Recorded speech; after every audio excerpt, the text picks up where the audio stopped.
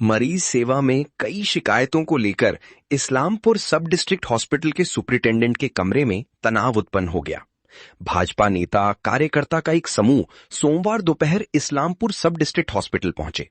भाजपा नेताओं ने इस्लामपुर हॉस्पिटल की सेवाओं के बारे में कई तरह शिकायतों को लेकर मुखर हो गए। ভিন্ন অভিযোগ আসছিল আমাদের কাছে এবং সবথেকে একটা বড় বিষয় যে এখানে দীর্ঘদিন ধরে রোগী কল্যাণ সমিতির চেয়ারম্যান সম্মানীয় কানাইলাল আগরওয়াল মহাশয় ছিলেন এবং তার থাকাকালীনই এত বড় বড় যে অভিযোগগুলো হয়েছে সেই অভিযোগগুলো নিয়ে আজকে আলোচনা করতে এসেছিলাম।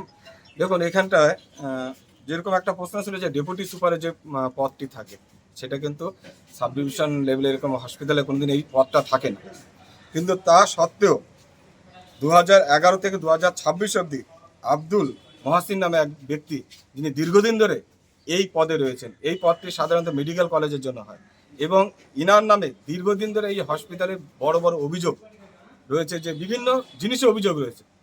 তা কেন একজন ব্যক্তি যে পরপর দুবার সেম পদে থাকবে, যে পদটাই এই হসপিটালের জন্য নয়, যে পদটি ছিল সাধারণত মেডিকেল কলেজের জন্য, সেই ক্ষেত্রে বেআইনিভাবে এখানে রোগী কল্যাণ সমিতির চেয়ারম্যান রয়েছেন সম্মানীয় কানাইলাল আগরওয়াল মহাশয়, তার উপস্থিতিতে তার সজ্ঞানে কী করে এই ব্যক্তি দীর্ঘদিন ধরে এখানে রয়েছেন।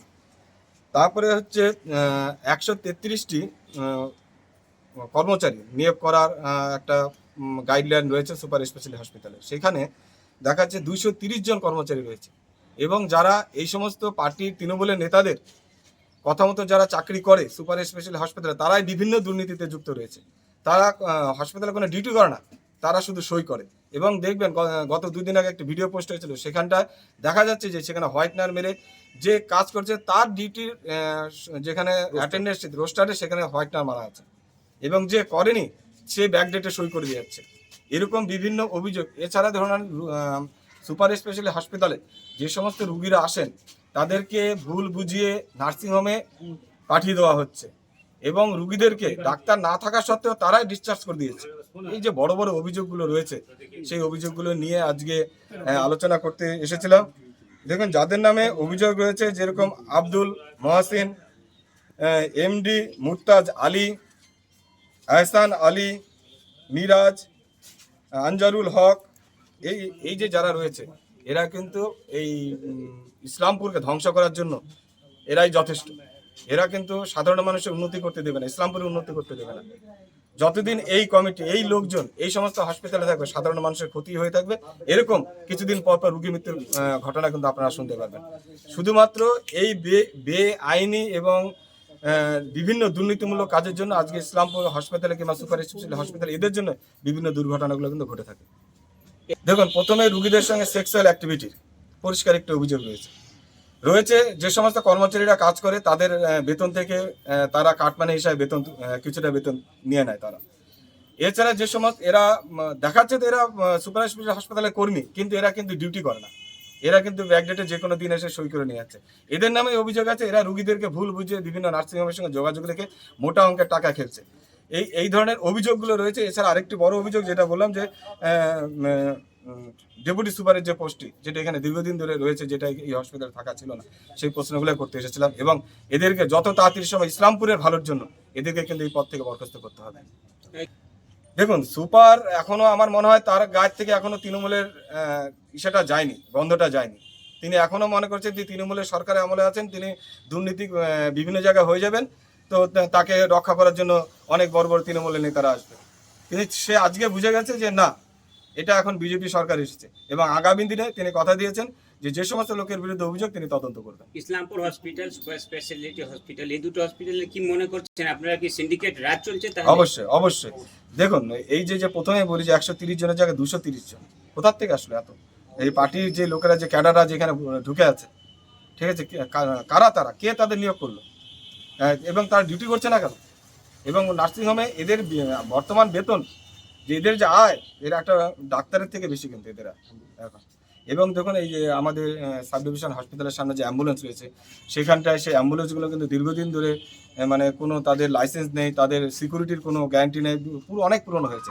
তার সত্ত্বে সেখানে কোনো তদন্ত নেই, এগুলো কোনো দেখভাল নেই, কিন্তু এতে রুগী নিয়ে যাওয়া হচ্ছে বিভিন্ন দূরে দূরে নার্সিংহোম, মেডিকেল কলেজে কিন্তু রুগী নিয়ে যাওয়া হচ্ছে। এদের জন্য রুগীর কিন্তু ভীষণ ক্ষতি হতে পারে, কারণ এই সমস্ত অ্যাম্বুলেন্সের কিন্তু বডির যে শক্তিশালী সেগুলো কিন্তু অনেক কমে গেছে। এগুলো রোগীদের কিন্তু বিপদের ঝুঁকির কারণ। এই বিষয়গুলো নিয়ে অনেক বিষয় নিয়ে আলোচনা ওষুধ নিয়ে একটা অভিযোগ তুললেন ইসলামপুর মহকুমা হাসপাতাল, কি বিষয় রয়েছে সেটা? দেখুন সেটাও আমরা যে জানার চেষ্টা করেছি যে যেখান থেকে যে রোগীদের জন্য যে ওষুধগুলো সাপ্লাই হচ্ছে সেগুলো গুণগত মানগুলো কেমন, এবং আমাদের কাছে অভিযোগ ছিল সেই গুণগত মান কিন্তু যথেষ্ট খারাপ, সেগুলো কিন্তু পরিবর্তন করতে হবে এবং পুনরায় টেন্ডার করতে হবে। দেখুন, বিষয়টা হচ্ছে যে অভিযোগের ডালি তো প্রচণ্ড, লিস্ট অনেক অনেক লম্বা লিস্ট আছে। আমার টাউন প্রেসিডেন্ট উনি কতগুলো অভিযোগের কথা বললেন, বিশেষ করে সুপার স্পেশালিটি হাসপাতালে। আমাদের এই সাব ডিভিশন হসপিটাল আমাদের এই এরিয়ার মধ্যে এটা একটা বড় হসপিটাল, কিন্তু সেই বড় হসপিটালে যে পরিষেবাটা পাওয়া দরকার আছে সেই পরিষেবাটা আমাদের এখানকার কোনো পেশেন্ট পাচ্ছে না। এবং কি আপনি যদি দেখেন যে এখানকার পরিষ্কার পরিচ্ছন্নতার যে বিষয়টা আছে, আপনি যা দেখবেন যে মানে যেখানে সেখানে নোংরা জমে আছে, যেখানে সেখানে অপারেশনের কাপড় টাপড় সবগুলো উটির কাপড় টাপড় পরে আছে। টয়লেটগুলো, যে টয়লেটগুলোতে যাওয়ারই উপায় নাই, যে একটা মানুষ ওখানে এমনিতে গেলে অসুস্থ হয়ে যাবে। তো একটা পেশেন্টের জন্য যে টয়লেটটা ব্যবহার করা হয়েছে মানে বানানো হয়েছে, সেই টয়লেটটা বাইরে একটা টয়লেট আছে, সেটাকে বলে টেন্ডার দেওয়া আছে, সেই টয়লেটটা সে ব্যক্তিগত কাজে সে ব্যবহার করছে, যারা পেশেন্ট পার্টি বা মানুষ যেটা প্রয়োজনীয় দরকার ছিল সেটা হচ্ছে না। এই একটা বিষয় সুপারকে যে কথাগুলো জিজ্ঞাসা করা হচ্ছে, উনি হয় সে কাজটা ডিপার্টমেন্টের উপর ঠেলে দিচ্ছেন, নাহলে হবে না। মানে উনি যে একজন সুপার পদে বসে আছেন, উনার যেটা দায়বদ্ধতা আছে, এখানে পোস্টমার্টামে একটা লোকের পোস্টমার্টাম হচ্ছে, সেখানে 4,000 5,000 টাকা দাবি রাখা হচ্ছে। যদি সেটা না দেওয়া হয় তাহলে সেটাকে সেলাই করা হবে না। কেন? ওনার তো ঢিল ছোড়া দূরত্ব, এখানে লোক এখানে কান্না করছে, তার পেশেন্ট মারা গেছে, তার বডিটাকে চিরে রেখে দেওয়া হয়েছে যে তুমি পয়সা দাও, নাহলে এখানে আমরা সেলাই করবো। তাহলে এইভাবে একটা করে পেশেন্টকে হ্যারাসমেন্ট করা হচ্ছে। এখানে যারা কর্মরত যারা সিস্টার আছে, তাদেরকে যখন তাদের কাছে যখন কোনো কথা জিজ্ঞাসা করতে যাওয়া হচ্ছে, তখন দেখা যাচ্ছে তাদের মিসবিহেভ। তারা মানুষের সাথে যে একটা ভালো মতন ব্যবহার, আরে মানুষ তো পেশেন্ট তো অর্ধেক ভালোবাসার খাঁচাইতে মানুষের সুস্থ হয়ে যায়। তো সেই জায়গাটাতে দেখছি যে পেশেন্ট পার্টির সাথেও সেভাবে ব্যবহার করা হচ্ছে না।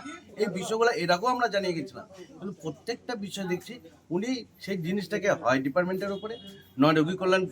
আর যে বিগত দিনে যে রোগী কল্যাণ সমিতির যে চেয়ারম্যান ছিলেন, আরে উনি থাকাকালীন এখানে পেশেন্ট মারা গেছে, জীবন্ত লোকটা এখানে এসেছে, ভালো লোকটা এসছে, এখানে ভুল ইঞ্জেকশনের দ্বারা সে মারা গেছে। কিছুদিন আগে পর্যন্ত আমরা মাস দুয়েক আগে এরকম একটা ঘটনা হয়েছে যে একটা পেশেন্ট মারা গেছে, তার দায়ভার পর্যন্ত কেউ নেয়নি।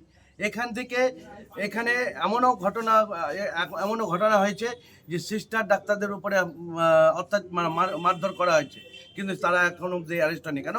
তারা শাসক দলের কোনো প্রধান বা কোনো মেম্বার বা কোনো নেতার কোনো লোক হবে, তারা এখানে এসে অনায়াসে সিস্টার ডাক্তারদেরকে মেরে গেছে, তার কোনো প্রতিকার আজ অব্দি হয়নি, একটা পর্যন্ত গ্রেপ্তার হয়নি, তাদের উপর কোনো কেস হয়নি। হাসপাতালে বিভিন্ন সময় ভাঙচুর হয়েছে, একটাও আসামি। তো এগুলা তো উনি সুপার থাকা গেলেন, উনি কি অ্যাকশন নিলেন? আমাদের প্রশ্ন ছিল এই জায়গাটাতে। উনি প্রত্যেকটাতে বলছে আমি চিঠি করেছি, কিন্তু আমাদের প্রশ্ন হচ্ছে আপনি 2021 থেকে এখানে আপনি সুপার হয়ে আছেন, তা আপনি কি করলেন? আপনি কি ডেভেলপ করলেন? এখানে অ্যাম্বুলেন্সগুলো যে আছে, এই অ্যাম্বুলেন্সগুলো ফিটনেস নেই, ইন্স্যুরেন্স নেই।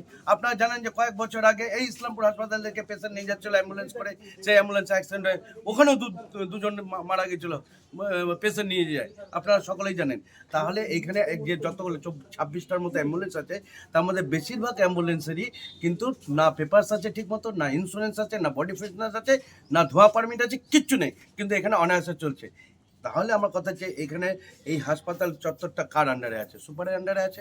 উনার এগুলো দেখার দায়িত্ব মধ্যে পড়ে, কিন্তু উনি সব কিছু বলছে আমার কাছে নেই, এটা ভেন্ডারের দায়িত্ব আছে, এটা অমুকের দায়িত্ব আছে। তাহলে আপনি কিসের জন্য আছেন চেয়ার? তিনি আপনাদের অভিযোগ করলেন যে তার কাছে গাড়ি নাই বলে তিনি দুটো। হ্যাঁ, এটা উনি সব থেকে হাস্যকর বিষয় হলো যে একজন সুপার 2021 থেকে এখানে আছেন, উনি বলছেন যে আমি সুপার স্পেশালিটি হসপিটালে যাব বা আমি অ্যাজ এ সুপার কোথাও যাব, তাহলে আমার একটা নিজস্ব পার্সোনাল কোনো গাড়ি আজ অব্দি হলো না। আমার প্রশ্ন হচ্ছে ওনার কাছে যে উনি যে ওনার খাতিরে ওনার পীড়িতের যে রোগী কল্যাণ সমিতির চেয়ারম্যান ছিল, যাকে উনি সমস্ত প্রোগ্রাম উনি ডাকেন, কোনো কিছু হলে তার সাথে সলা পরামর্শ করেন, তাহলে এই 5 বছরে 6 বছরে উনি নিজের জন্য একটা গাড়ি জোগাড় করতে পারলেন না। উনি এই কথাটা বলে উনি যে চেয়ারটাতে বসে আছেন, আমি ওনাকে বললাম যে আপনি সেই চেয়ারটার অপমান করেছেন, যে আপনি নিজের জন্য একটা গাড়ি ব্যবস্থা করতে পারেননি। উনি কি দেখাতে চাইছেন? উনি এই কথা বলে উনি সিম্পেথি আদায় করতে চাইছেন। তার মানে উনি স্বীকার করে নিলেন যতগুলো আমরা প্রশ্ন তুলেছি, যতগুলো আমরা অভিযোগ করেছি প্রতিটাই সত্য, কিন্তু তার জবাব ওনার কাছে নেই। উনি একজন অপদস্থ সুপার। দাদা বিষয়গুলো নিয়ে অবশ্যই আমরা জানাবো, অবশ্যই জানাবো। 100% মানুষের জীবন নিয়ে খেলতে কাউকে দেব না, কোনো সুপারকেও দেবো না, কোনো ডক্টরকেও দেবো না, কাউকে দেবো না। এবং আপনাদের মাধ্যম দিয়ে আমরাও বলবো, ইসলামপুরের সাধারণ মানুষকে যারা দেখবেন তাদের কাছে একটাই উদ্দেশ্য বলবো, আপনারাও যখন হসপিটালে আসবেন, আপনারাও হসপিটালের প্রশাসনকে, ডক্টরকে আপনারাও সহযোগিতা করবেন। যদি আপনাদের সাথে কোনো মিসবিহেভিয়ার হয়, যদি আপনাদের সাথে কোনো রকম খারাপ ব্যবহার হয়, অবশ্যই আমাদেরকে জানবেন, আমরা তার বিরুদ্ধে ব্যবস্থা নেব।